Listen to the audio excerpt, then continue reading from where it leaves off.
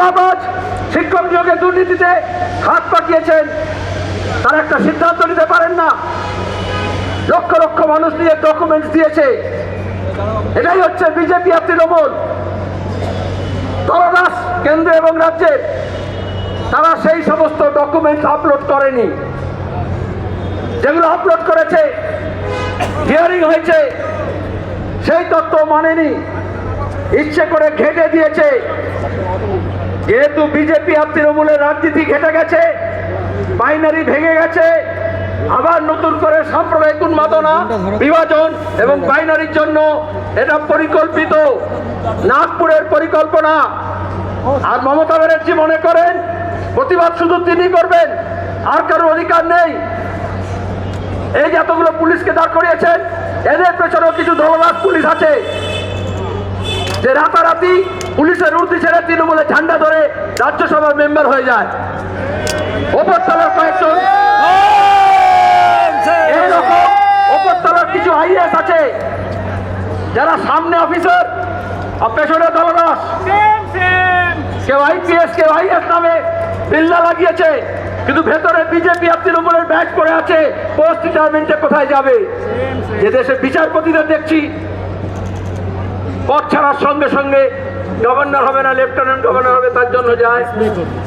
এইটাই স্বৈরতান্ত্রিক প্রবণতা, আর তাকে হাওয়া দিচ্ছে নিচুতলার মানুষ, আদিবাসী, তপশিলি, মতুয়া, উদ্বাস্তু, মহিলা, মুসলমান। পুরো তালিকা আমাদের কাছে আছে, বুথ থেকে, অ্যাসেম্বলি থেকে, জেলা ধরে, যে কিভাবে প্রোফাইলিং করা হয়েছে।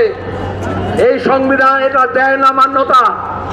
আর সেই সময় দেখছি শুভেন্দু চিৎকার করছে আবার ধনরক্ষতা চলবে না।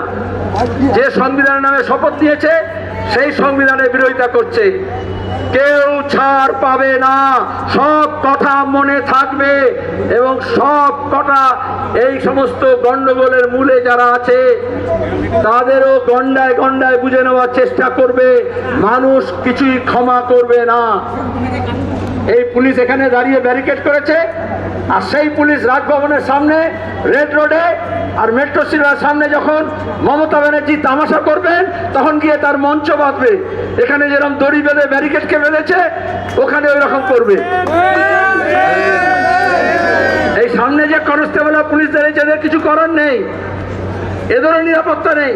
যেমন ভোটাধিকার নেই, যেমন ভোটারদেরকে নিরাপত্তাহীনতা করা হচ্ছে, এরকম সরকারি কর্মচারীদেরও নিরাপত্তাহীনতা করা হচ্ছে। আমরা এখানে এখন সভা করব, এখানে অবস্থান চলবে, কোনো ধৈর্য হারাবেন না। আমরা এখানে এই পুলিশের বিরুদ্ধে লড়তে আসিনি। আমরা এই যে সিওতে যারা কাজ করছে দপ্তরে, তাদেরও নয়। ইসিআইকে বুঝতে হবে, ভারত সরকারকে বুঝতে হবে, রাজ্য সরকারকে বুঝতে হবে। ওদের মিলিভাগের থেকে আমরা ভেঙে ফেলবো, সেই শপথ নিতে হবে। আমরা এখানে এলাম, আমরা বলেছিলাম সিওর কাছে আমরা মেমোরেন্ডাম দেব, আমরা বলেছিলাম ইসিআইকে দেব, ইসিআই বললো সিওকে দিন। ওই কথা বলবে। এখন সিও বলছে কিছু অধস্তন অফিসার আছে তাদেরকে দিন। যেমন নবান্ন অভিযানের সময় মমতা ব্যানার্জি থাকেন না, যেমন ডিএম অফিসে গেলে ডিএম থাকেন না, এসপি থাকেন না, সবাই নিজের তলাকে দেখিয়ে দেন। আমরা সেই তলা ফাঁক করব। এজন্য আমরা বলেছি সিওকে এসে আমাদের মেমোরেন্ডাম নিতে হবে। ততক্ষণ পর্যন্ত আমরা এইখানেই থাকবো, দেখি আমরা কতটা লড়াই করতে পারি আর ওরা কতটা অপদার্থতা দেখাতে পারে। এখন বিমানদা আছেন, বামফ্রন্টের চেয়ারম্যান আছেন, তিনি বাকিগুলো বলবেন। তারপর আমাদের একটু সুষ্ঠুভাবে এখানে গেড়ে বসে থাকতে হবে, দাবি আদায় করতে হবে।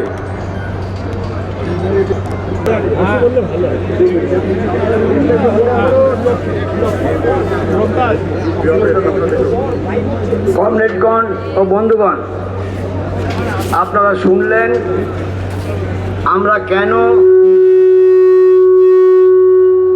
আজকে সিইও দপ্তরের সামনে অবস্থা